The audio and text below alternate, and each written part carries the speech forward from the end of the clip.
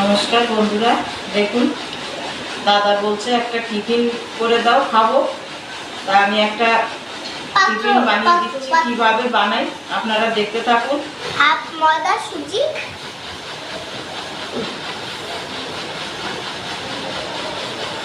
আমি 3 চামচ সুজি নিলাম। আমি নিচ্ছি এই জায়গায় চালের গুঁড়ো, ওই সুজি যতটুকু চালের গুঁড়ো ততটুকু, এই 3 চামচ নিলাম। এইবার আমি এইখানে সব সবজি ধুয়ে কেটে রেখেছি। এই জায়গায় নিয়েছি বাঁধাকপি, একটুখানি পেঁয়াজ।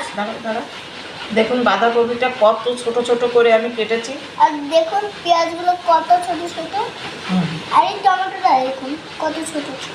আর ক্যাপসিকামটা দেখুন একদম পুচকে পুচকে। আর কি কি বলো, একটু আদা লঙ্কা, এই দেখো একটু আদা লঙ্কা, বিন, গাজর। এখন এই সবগুলো আমি এর মধ্যে দিয়ে দিচ্ছি। সবগুলো টেনে টেনে দিয়ে দাও। একবার সবগুলো দিয়ে দিই। দেখুন আমি স্বাদ মতো নুন দিয়ে দিচ্ছি। দেখুন আমারটাও নুন। এবার দিয়ে দিচ্ছি একটু হলুদ। ঢেলে দাও। আমি দিচ্ছি অল্প একটু সর্ষের তেল। এবার আমি এটা ভালো করে একটু মেখে নিচ্ছি, মানে মিক্সড। আমি মাখতে মাখতে কতটুকু হয়ে গেছে।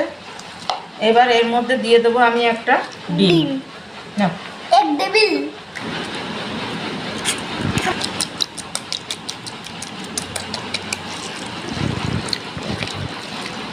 দেখুন মাখাটা আমার হয়ে গেছে।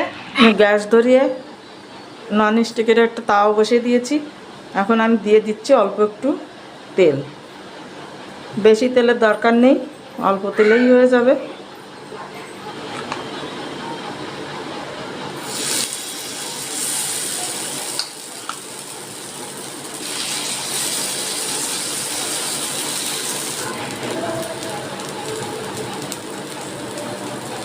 আঁচটা একদম কম করে আমি ঢাকা দিয়ে রাখছি।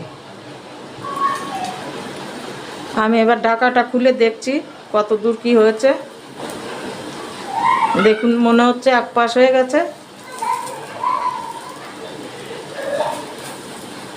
আমি এই পাশটা উল্টিয়ে দিলাম, আবার আমি একটু ঢাকা দিয়ে দিচ্ছি। দেখুন এটা আমার হয়ে গেছে, আমি তুলে নিচ্ছি।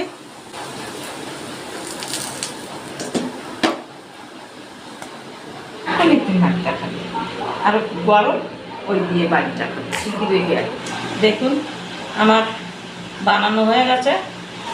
টিফিনটা আমি যেভাবে করেছি এইভাবে আপনারাও করে খেয়ে দেখবেন। আর বিশেষ করে বাচ্চারা একটু লঙ্কাটা কম দিলে বাচ্চারাও খুব সুন্দর খেয়ে নেবে। আপনারাও বানিয়ে খেয়ে আমাকে একটু জানাবেন।